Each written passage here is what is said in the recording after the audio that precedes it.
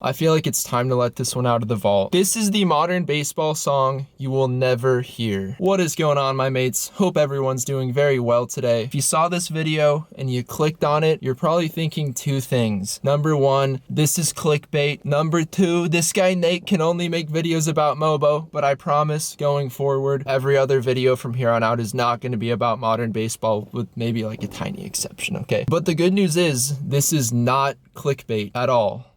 So let's just get right into it, okay? So I want to take you back to the year 2016. Modern Baseball had just released their documentary, Tripping in the Dark, and it just blew my mind, dude. I was like, oh my gosh, it got me excited for Holy Ghost. I was like, Modern Baseball's my favorite band all over again. They already were, but they became it again because of it. I was so excited. The two singles they dropped, I was a little iffy about, but like a week after listening to them, they like grew on me like moss, and I was just like, dude, I am so freaking ready for this album. Like, I'll do anything for this album. I was just so ready to just cut off my fingernails to get this album early. I didn't do that though. But here's where the story starts to get a little interesting and where I start to become a bad person. Because in my head, I started thinking, by any means necessary, I will obtain this album early. And in the pop punk / emo community, even though it is big, even though there are acts that earn a lot of money and there are big labels and stuff like that, it's still a fairly tight-knit community. And I feel like if you just do a little bit of research, you can kind of narrow down a really good list of people that you can kind of hit up to maybe finagle your way into an early album. And that's pretty much what I did. And I'm breathing a little hard right now because I actually am a little nervous. So what happened was I ended up connecting with someone who was able to get me the album early. It was one of those things, it was on like a website where you stream it, and I'm pretty sure they might even track your IP. I don't know if they still do that anymore, but that's basically what it was. And I think I was like, hey dude, I'll like give you a high five or something if you do this for me. And I don't know, I can't even remember the name of the person, but anyway, I got Holy Ghost early.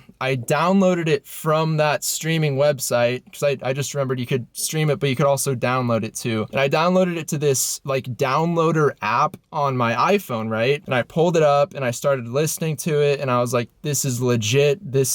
I was just in love. However, as I was going through the album, right, you know, track after track, banger after banger every day, apple cider, I got to the very end and there were two tracks that were not on the original track listing for Holy Ghost. There was one song by Bren, and to this day I'm actually not sure, but I think it is the song Stranger Rises that is or I don't know if that's, yeah, I guess exclusive to the vinyl. You can only get it on vinyl. It's been ripped to YouTube, but it's meant for it was released on just vinyl, if you know what I mean. So I think that was the Bren song. However, there was also a Jake song on there, right? It's crazy, right? And the name of the song was called Scared, just Scared. And it was a Jake Ewald classic banger song. I want to say it was in the ballpark of 1 minute and 30 seconds to 2 minutes long. And it was about him not wanting to be an asshole because he knows assholes that are maybe his friends or maybe that he works with or through other people, and all these people are assholes, but no one will actually say it to their face. So it's like, it was something like him and his friends are sitting on the porch, and then one of them says something like